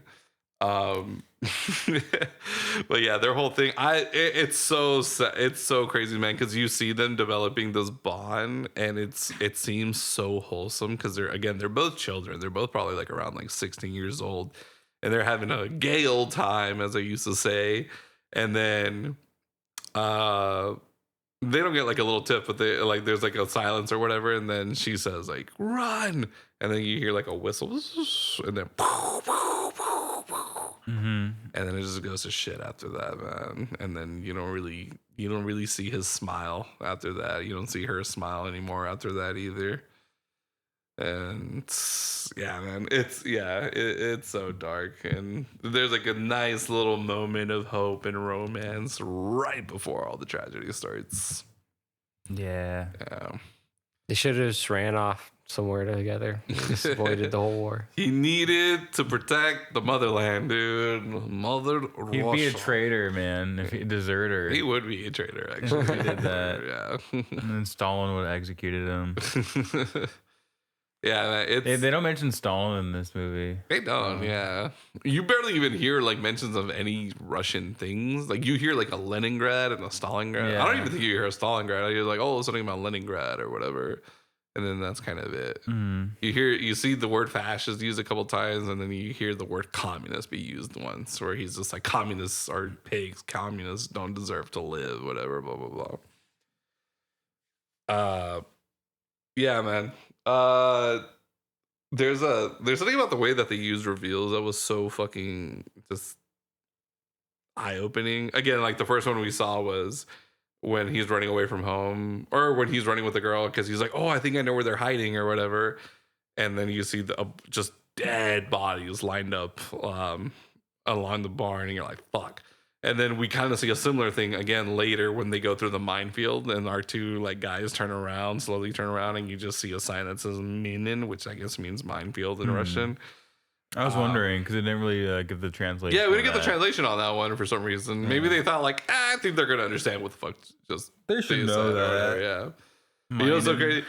Again, dude, like this movie really shows that you need to laugh at any point that you can, because after two of their fucking soldiers get blown up and they see like the German plane like flying around, you hear like a whistle sound and they're like, get down, no explosion, and they find just like a liquor bottle that just like dropped in, I guess, and then it's like you see the bubbling, so it just got there, and then they're like, well, you know, they drop it on us and we just give it back to them, I think is what he said, or we return it to them. They get drunk up there, and then we return the empties. That's what it was. Yeah. Which is like because of Molotov cocktails, like I think is what he was trying to allude to. But yeah, I love that line, because then they start laughing about it. I thought he was making fun of the 5-cent deposit. yeah, right. Recycling deposit. I love how it's so dark, and there's like just dark humorous moments in it. You're like, you just need to laugh at any point that you can. Definitely. Yeah. And then I'm also thinking again the scene with the machine gun fire. I love that scene too, because like it's already like sundown at that point, or it's already night. So the tracer rounds really show off, you know. It's so cool. And then you can see how Germans or how soldiers used to operate, because they were shooting flares, not to like signal an emergency, but to light up the field, to see if there's still anyone left. Mm-hmm. And again, like, this is not explicitly said. This is just something that you either know or you just kind of pick up on from watching, because it's so fucking dark. And yeah, so you see like the flare go up. And when it goes down, because the shot of the flare going up and down, it's kind of a long one. So you're like, whoa, like that's kind of cool. Until it starts getting close back to the ground, you see actually how much it lights up the surrounding area. And you can tell they're just trying to see like if there's any soldiers remaining. Right. But because our hero is like hiding behind the cow, they like can't see him. So they just leave him alone, to the point where he falls asleep there. He just sleeps on next to the dead cow, yeah. like for cover. Yeah, they had the same kind of scene in Platoon when towards the end, that last like battle. Okay. Yeah, because there's a bunch of like flares going off. They're shooting off flares, and then you could see the flares come down, and that's when they were coming. And then that's when you can see everyone, right? Yeah, exactly. Yeah. Again, that's one of those things that like they don't say it explicitly. You just kind of pick up like that's how flares were actually used then, instead of just an emergency thing, you know? Yeah.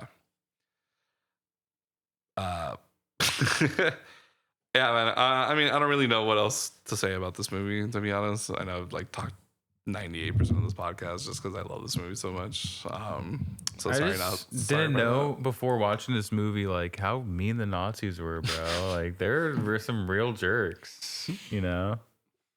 Oh yeah, so real quick, let's talk about the end of the movie, right? Where it's just splicing in a bunch of Nazi propaganda. You know, you see Hitler like giving his speeches and just meaning the, you know, shaking hands, kissing babies type shit. You know, whatever situations or whatever. And I like jokingly in my head when I first saw that, I was like, oh boy, like here we go. Like, you know, here comes the Nazi propaganda that makes them look like such bad guys. But yeah, it's just like fucked up thinking in my head when I first saw that. And even then, when the second time I watched that, I was like, I felt like, I don't know why, but like me and Bentley connected at that moment where he's just like, okay, we get it. Nazi bad guy, we get it. It was probably pretty fun for the editor to just go through all that like Nazi footage and splice that together. Yeah. You know, he really thought he was cooking as an editor at that moment. Yeah. And he's like, and then when the gunfire goes off, we're going to split in fucking Hitler and it's just going to go, you know, like scene. And we see like, oh my god, like it's Hitler, like the way, like you see like little 5-year-old girls like, oh my god, it's him, like they're acting like it's fucking like John Lennon from the Beatles just touched down in America for the first time or something, you know. That was like it was like the Russian film equivalent of a Scorsese montage moment type thing. Oh, okay, yeah. It really looked like any like band's music video or like documentary when they split in like them like playing at a concert and you just see, oh my god, like that's how I looked at it in my head. Again, dude, it's British invasion Beatles in America, dude. That's like, that was a reaction to seeing Hitler like just show up anywhere. But yeah, shaking hands, kissing babies, dude. That's what he was doing. And yeah, Hitler is basically the Beatles 20 years before. Yeah. Hitler Mania. Yeah. Everybody had Hitler Mania. I love that scene, like when they were taking like the group photo of all the soldiers, and there was a guy who was like pretending to be Hitler. Like he had the fake little mustache on, like the Hitler mustache. For a second, I thought I was like, damn, does he actually had that mustache to make fun of him? And then he rips it off. I was like, oh, okay, never mind. Okay, I got it. Because I always thought about, I feel like people just had that mustache. Yeah, because the connotation wasn't there. Yeah. Charlie Chaplin. Yeah. Again, so even as a kid growing up, and because like Hitler had such a distinct look, or they made it seem like such a distinct look, I always thought like, was that a popular facial hair? Like, was that a popular facial cut to have back then? And then because of that, they were like, okay, yeah, we can't really do that anymore. And another thing that made me think about that was like, I always heard that like Adolf was actually a very popular name in the world, like in Europe and in America. And then 1939 to 1945 happened, and then all of a sudden you just see a drop in fucking people named Adolf. So that's kind of what I thought about with the mustache. I was like, was that really a popular mustache until then? And they're like, okay, yeah, we can't really do that unless we're obviously trying to show that that's him, you know. Hey, Charlie Chaplin had it. But did he have that for the movie, or did he have that before all that? No, he had it before, right? I think I had it before. Yeah. Hitler. Well, I probably had like while Hitler was getting popular, they probably just both had the mustache. No, like he had it before The Great Dictator for sure. Like he didn't just have it. Yeah, okay. So he did have it before The Great Dictator, right? No, he was rocking that shit. Okay, gotcha. Yeah. You know, okay, you are. Yeah, you're definitely right. I think it was just a fashion trend, like in the zeitgeist at the time, to have that mustache. Because you never really see that mustache ever, even in like older films. Like it's just not that popular of a facial haircut back then. Like even then, it was like mustache, classic look or whatever, or maybe like a beard, but mostly a mustache at that point. Like a full blown mustache, like a cop stash kind of, or a porn stash is what they later deemed it as. But yeah, you know what? You're right, because I remember in Archer there was a joke about like Archer when he was a kid. He's like throwing up. He's like 10 years old throwing up because he just got drunk. And he's obviously dressed as Charlie Chaplin. And in his flashback, after he comes back from it, he's like, why was I dressed as Hitler? Like, he says that. And then his mom later has the same flashback about the first time he got drunk as a kid.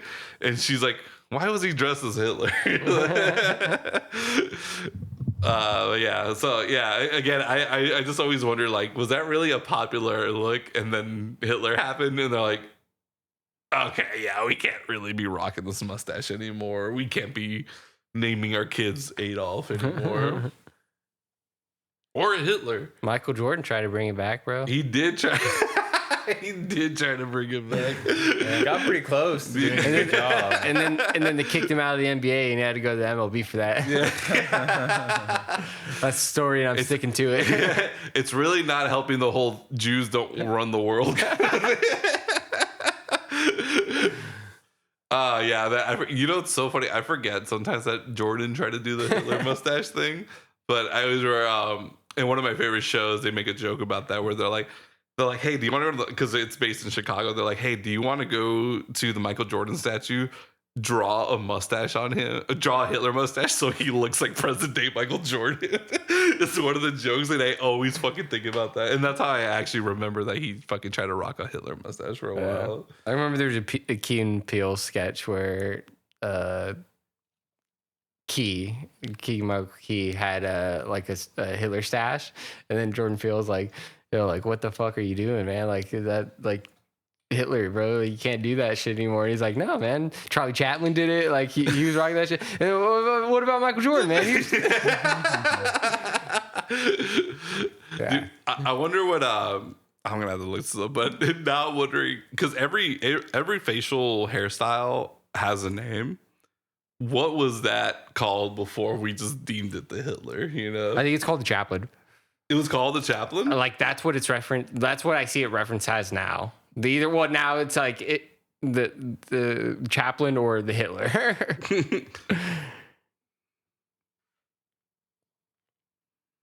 Yeah, I would say it's the Chaplin. So, okay, quick Google search. Hitler's mustache style was a version of the early 20th century toothbrush there you mustache, which became known as a Hitler mustache after World War II due to its association with him. The style origins of Hitler were not for fashion, but to comply with a German army order to trim it to fit under gas mask during World War I. Interesting. Okay. And you know what? I could also see that because a little fun fact. So have you guys ever seen like a samurai movie and they always had the top of their head shaved, but they had everything else? Yeah. Mm-hmm. So that was literally, I looked that up because I watched Seven Samurai and I was like, what is up with that? And it was literally because it was to make wearing the helmet more comfortable and for it to fit, basically. Damn. Yeah. So, yeah, that actually kind of tracks, honestly. But yeah, okay, so it's called the toothbrush originally. Did I say that Benjamin Netanyahu had a toothbrush mustache? Scroll up a little bit. I said Benjamin Netanyahu. Yeah. Photograph of Israeli Benjamin Netanyahu. And Chancellor Angela Merkel provoked online amusement due to the former's pointing finger casting a Hitler-esque shadow onto the letter's mustache. Okay. Gotcha. Who else was rocking this stash? It would be so hilarious if Benjamin Netanyahu rocked the Hitler mustache. We was rocking the toothbrush for a bit. Yeah, that like being the prime minister of Israel. That'd be such a move. Yeah, no, and apparently not in America. Yeah, I don't think it was probably a popular thing here, except for Chaplin. Fred Trump, apparently. Who's Fred Trump? Like Trump's dad or grandpa. It was up there a little bit. Oh, a picture of him. What's a Hitler teapot? The Michael Graves design bells and whistle stainless tea kettle. It's an actual tea kettle.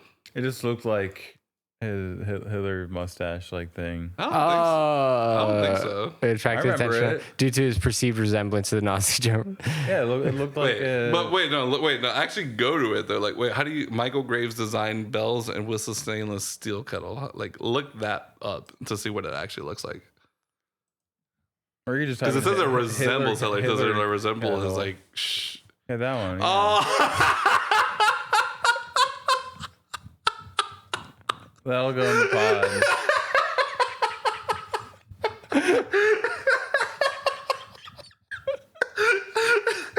I don't think a teapot has ever made me laugh out loud like that, dude. That's so fucking funny. I do remember that. The Hitler teapot. Oh my god, dude. That's my new fucking Twitter handle, dude. Holy shit. No, my new Twitter handle is Michael Graves teapot. Oh, dude, that's so fucking funny. All right, we're either gonna put this up in the video, and if we don't, everyone go look up Michael Graves steel tea kettle. Please. You can probably just search Hitler tea kettle, honestly. I mean, yeah, but this is like so funny here because it's not it's not actually the Hitler tea kettle. That's just what people kept calling it later. Right. This was just a tea kettle designed by Michael Graves. I don't think looks like Hitler. Yeah, I don't think the point was it to look like Hitler. Yeah, no, it just does. It just does, yeah.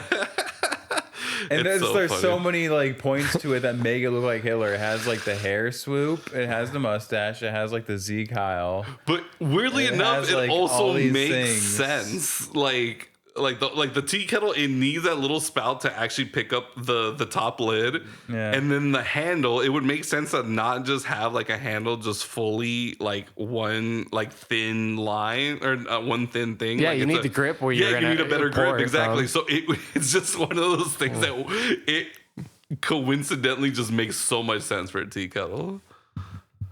Was this the Sydney Sweeney jeans ad Kettle, before? oh my God, the American Eagle tea kettle. Were people like, you know, this is racist, and then other people were just it's a tea kettle. Yeah. The original. The original, like, I think you guys are reaching. Right, This there you is go. not about Aryan fucking, like, genetics. I don't think she is Aryan. I think she's, like, probably, like, Swedish descent or something. But I digress. So funny, dude. I don't think I've ever had a tea kettle make me laugh in my fucking life. Except maybe the first time I watched, like, Beauty and the Beast as a kid or something, you know, with that fucking tea kettle, that teapot. Hell yeah, cats that look like Hitler. Oh, classic. Right. Kittler, as the internet deems them. Cats are racist, man. Cats definitely think they are superior than everybody. Let's get that right, okay? I don't think anyone, especially cat people, are gonna disagree with me on that. RJ? No, yeah. They think they're superior. Yep, they think they're superior. And I'm not gonna lie, it's definitely humans' fault because we treat them so well. You know, again, dude, it's like the whole thing. Like, why are there so many hieroglyphs of cats and stuff? Like, there's statues, there's hieroglyphs, there's so many things dedicated to cats. It's our fault. It is literally humans' fault that we made them think that they're the fucking superior species. Like, we feed them, we fucking clean up their shit, we let them attack us. You know, they scratch the shit out of us, and we still try to hug them afterwards. We are definitely enabling them, and I don't think anyone can really disagree with me on that. I spend most of my time like watching cat videos online nowadays. So it's like if I was in ancient like Egypt, I would have been building a fucking sphinx. Yeah, exactly, right. I know. I was like, I remember this one like Rooster Teeth video, but it really made me think about this. It's just like cats were like the original meme, basically. Yeah. Right? So like, there's all these like hieroglyphs, and you know, back then we were trying to figure out like, oh, what do these hieroglyphs mean? And then someone's like, cat. And then just fucking chiseling it into rock because they thought it was fucking funny. And then like, dude, imagine aliens like came down during ancient Egyptian times and they're like, this creature keeps showing up in all these like stone tablets and like stone walls or whatever, blah, blah, blah. And they're like, let's come back later and we'll see like what if anything's changed. And then they come now to the internet. And it's just fucking cat videos. And they're like, there is something to this fucking creature that like humans are so fascinated by. There's something there, bro. There's something there. That's all I'm saying. But it's the toxoplasmosis, bro. It is a fucking toxoplasmosis. That absolutely, yeah. You're so enamored by them. The original Stockholm syndrome, dude. You fall in love with your abuser or your captor or whatever. Yeah, I know it is. Yeah. That's like I've seen plenty of like TikToks is that, where it's like it's a girl like she's like talking about like, oh, this my abuser, and like I can't leave him, like, but he still abuses me, and I keep coming back to him, and then it flips the camera around, it's a cat. It's a cat. Every single time we're like, oh, I know, I love those. Or it's just like, tax me if I don't have his food ready for him. it's like all. I love it when they make it just seem like an abusive boy, not only an abusive boyfriend, but like a bum boyfriend. He's like, all he does is hang out in the apartment all day. All he does is sleep. He eats my food or like whatever, blah, blah, blah. And then when I come home and he just attacks me because I haven't been home all day. And then it's like, and then it just shows meow. I love how we went from World War II tragedies to cats. So always fast. Comes back to cats. Makes sense. Always comes back to cats. Oh, there's always a cat involved. Okay, I mean, I've talked about this movie for so long, and I mean, I can go longer, but I fucking love this movie. As bleak as it is, I think it is incredible filmmaking, especially when you think about when it was made and how it was made, and where it was made. I think it's extremely impressive. Again, my favorite movie is also a war movie, and it's Saving Private Ryan. And that was made in the 90s with a fucking insane budget because they needed all that to like film it. And I just keep thinking about like, oh man, this movie was probably way more impactful, way in like so many fucking different ways with like a shoestring budget versus like some like super fucking like bloated budget. And I just think about like the fucking message that they got across was so insane for like with such a small budget. And like I just thought everything about the movie was impressive, man. Like I thought the acting was impressive. I really thought I was in fucking 1943 Russia or whatever. And it's just so bleak, man. It's there's so many interesting shots, and as dark as it is one of the few bleak movies that I've seen, or one of the few depressing movies I've seen where I was like, I'd fucking watch this again. Again, I bought this shit on Criterion, dude. I watched it once on fucking Vudu. I bought it digitally, and I was like, immediately next sale, I'm fucking buying that shit. Boom, right then and there.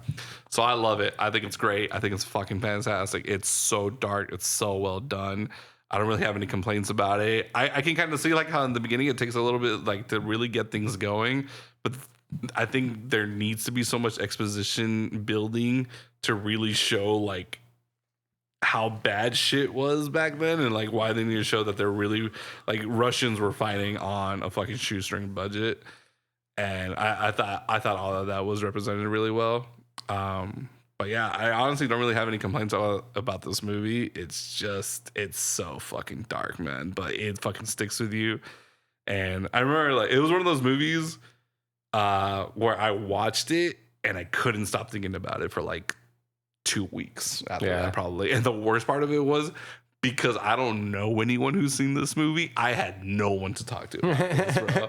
Even like my biggest like film buff friends, they're like, I have no idea what you're talking about. And I'm like, fuck, man. Like, someone watch this fucking movie. And then I had to force you two to watch it for this fucking podcast. And now I have someone, not that I don't know if we'll ever talk about it again, but I had no one to talk to about this movie for the longest time, dude. And I'm like, it sucked, dude. Because all I wanted to do was talk about this movie.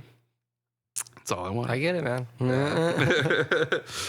But yeah, just closing thoughts. I loved it. Would I recommend it to anybody? Absolutely not. No. Unless, hey man, I would honestly say if you're having a good day, don't watch this movie. Like, do not watch this movie because it's probably gonna bring your day down. So either watch it at the very beginning and think, hey, I'm really grateful for everything that I have right now, and things can only really get better from after watching this movie. Or if you're already kind of in a down state or an okay state, go ahead and watch it. But it probably will bring you down. I'm not going to lie. But if you're like a huge war nerd, film nerd, or you're really interested in Russian media for whatever reason, please watch this movie. It's so fucking interesting. And it's so wild to really think about, like, this is what really happened. And then this is how, like, the Russians, like, wanted to like tell their story, because again, like so many war movies, but I feel like we don't really hear about the Russian perspective a lot. So yeah, man, it's such a different, fresh perspective, as fucking dark as it is. But yeah, I love it. Sorry, I rambled on. It's one of my favorite movies of all time. It's probably closest to 5 stars I can give it. It's literally my 4th selection in my Letterboxd top 4 now, which that 4 was very like interchangeable for the last few years. And now it's like set in stone as like my 4th in my top 4. And yeah, sorry, I don't want to keep rambling on. You guys, final thoughts? I thought there was a lot of parts that I loved about it, especially the cinematography and just like the production design, just the look of the movie and how it kind of captured just the bleakness of living in Russia. Everybody knows that just sucks living there. So, that's your Putin. Yeah, but it's also as joyful as like the cinematography is to watch. The movie itself is pretty miserable. At the same time, just a lot of misery happening because it's Russia, you know, it's just, and more. But it's just so I felt pretty bleak watching it. I just felt like it was super nihilistic in my opinion, which I didn't really gel with me too much. But it was definitely a well-made movie and interesting. Had some weird decisions in it for sure. Yeah, sure. Arjit? Yeah, no, it was a well-made movie. I think I have the same effect like you said with Virgin Suicides. Like, I liked it, but I'm happy to never watch it ever again. Didn't you buy Virgin Suicides? Yeah. You did, right? Okay, yeah. gotcha. Okay. I mean, I didn't feel that way about that movie. That's, just the way I felt about it. That's what you said gotcha, about it. Okay, so you'd feel okay never watching this movie again. Like, I gotcha. Okay, for sure. Like, I liked it, but I'm never going to watch this movie again. Yeah, okay, I get it. Yeah, man. Again, like the best ways, the best / worst ways I could describe this movie, it's bleak. It's fucking bleak. And it's also kind of emotionally draining. And, I mean, that's just kind of how I that's how I describe Virgin Suicide. So that's how I describe Russia. It's like, I don't know how long we've been doing this podcast now, like an hour or whatever, but it's like, I was so just like, I felt like the life was sucked out of me for that. Yeah. First like 45 minutes of the podcast. I was just like, yeah, we should have waited a little bit to like to like really like take everything in. We should like waited like half an hour before we started rolling on the podcast. Okay. All right. Next time, anytime any of us feel like that, let's throw that out there. Be like, hey, let's just take a break before we fucking do the podcast, because I gotta really I gotta go smoke a cigarette. I gotta go take a shot. Like, bro, I just drank a carton of beach juice on a fairly, not an empty stomach, but an okay stomach, and I'm kind of lit right now. So I mean, I guess, dude, this beach juice is crazy. This is not a sponsorship of beach juice. I'm just saying, I just drank one for the first time, and I'm kind of lit. Yeah. But I get it. Yeah. Again, I could tell you what this movie could use: some titties. There was one titty. There was one. It was a German soldier. It was a Nazi girl. That's not enough. Dude, I just thought it was so funny because in this 2-hour 20 movie about like basically the fucking Russian Holocaust, there is one titty. And it's at the very end of the movie, and it's just one of those moments where, like, hey, man, I love titties, especially a good titty. And I just kept thinking, like, did you really need to show that? Like, because it was her dying from getting obviously fucking taken out by like the Russian guerrilla fighters.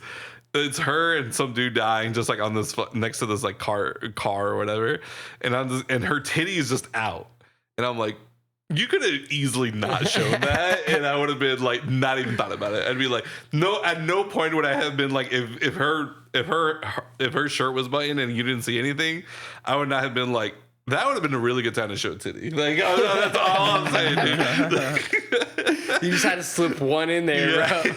There's really no good time to show titties. Wrong. There's plenty of times to show titties, man. I'm actually really upset when a movie or TV show sets up a moment to show titties and then they don't, like Honora, right? Plenty of titties makes sense because it's about fucking sex workers and strippers and blah blah blah, right?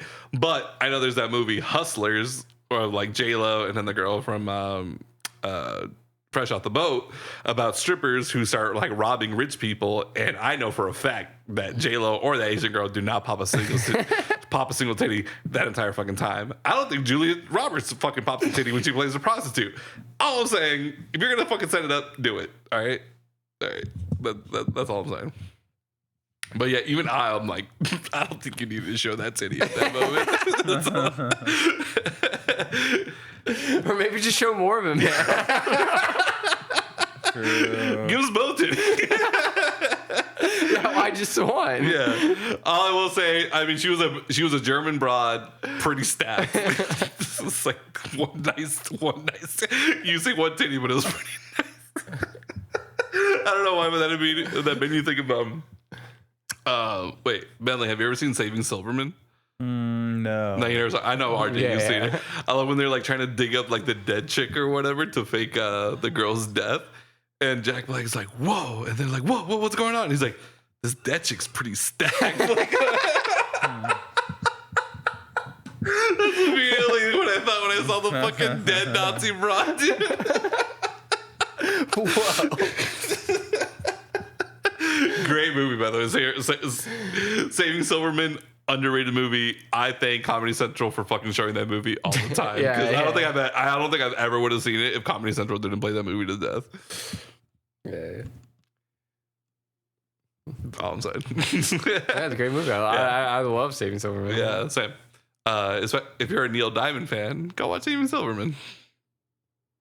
That's all I'm saying. All right. Sorry, guys. I know this pod went on kind of long. I get very ranty when it's a movie that I'm absolutely just in love with. Also, when I'm kind of lit. So, sorry, not sorry. And I asked you guys for your final thoughts. But if you did have to rate this movie, what would you rate it? And you can use your own rating system. I don't know if I'd really rate it, to be honest. I'd leave this one unrated. You leave it as unrated? This would not go on my letterbox. It would not go on my IMDb. Sure, yeah. I meant like your thumbs up system, your star system, your whatever, your out of 10. I don't know. I don't think I can rate it right now, to be honest. All right. RJ, if you do have an opinion or whatever, an idea of what you would rate it. No, unrated is a way to go on this one.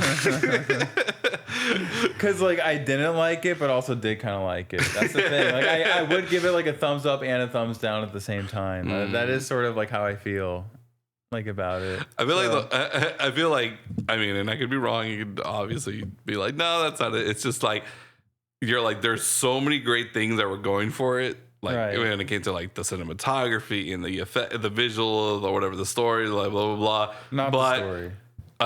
The same time, it's so dark and fucked up. It's hard to enjoy. That's why that's where the thumbs down comes in. Versus they're in filmmaking wise, they did everything great, but I was still really fucking just brought down by the whole thing. So I don't like the story, I guess, either. I'd say, but yeah. I don't know. Hey, that's your opinion. That's fine, man. But I really was enthralled by the stuff I did like about it, and I found it a very fascinating movie that I'll be remembering too. There's a lot of interesting decisions that they made, and with the sound design especially, and yeah, I definitely don't think you're gonna forget this movie anytime soon. Yeah. I feel thumb up and thumb down. Yeah, that's my rating. Or what is it, that movie that Bill Hader's it's a great first date movie? Solo, right? Because it's so fucking dark or whatever. Yeah. And it's so just fucked up material. That's kind of I haven't seen Solo yet. I'm going to. I just haven't yet. This is kind of my version of that, where I'm just great movie, but you want to see the most fucked up 2 hours and 20 minutes of your life. let me show you, fucking come and see, dude. Or it's like, imagine like telling someone like, or like the girl with the dragon tattoo with that one scene, you know, just drag that out for fucking 2 hours. Right. Yeah. But yeah, no, I get it though. I get it. It's a weird movie that's like, because it's hard to enjoy because of its subject material, but as from a filmmaking perspective, it's incredibly easy to enjoy. Like, I saw that it was listed as one of the 22 top directors, whatever, movies of all time. And I could see why directors would like it. Like, in terms of like directors say that, like a lot of directors say this is one of their favorite movies. Yeah. Is that what you said? On the Wikipedia, at least, when we had it up on the screen. But, like, yeah, I could see why, like, directors would love this movie, just on a pure, like, filmmaking standpoint. Okay. But yeah, and in terms of me wanting to be entertained, it's a weird one to say you were entertained by. Yeah, for sure. Yeah, no, I could definitely see that for sure. But I'm glad I watched it, actually. Yeah, definitely. Again, I think this is the definition of a war movie, because all like people say like all war movies are anti-war movies. Like, this is the anti-war movie, dude. Like, I've seen quite a few war movies over the years, and this is still easily the most fucked up one I've ever seen. See, my thoughts was this is like my Eraserhead for you guys. Like, you guys hated Eraserhead. Yeah. See, I didn't like Eraserhead because I just thought it was nonsense. Like, it was just, he was just being weird. Like, again, that was kind of my problem with like Lynch kind of stuff in general. I'm like, he's just trying to be weird for the sake of being weird, and that was kind of my problem with it. But yeah, I think I see what you're saying. Yeah. All right. Yeah. Cool. All right, guys. Thank you for joining us on another episode of 3 Hacks in a Movie. I've been Emilio. I'm gonna kill myself. Also known as Bentley. Yeah, and I'm RJ. All right. Have a good night, y'all.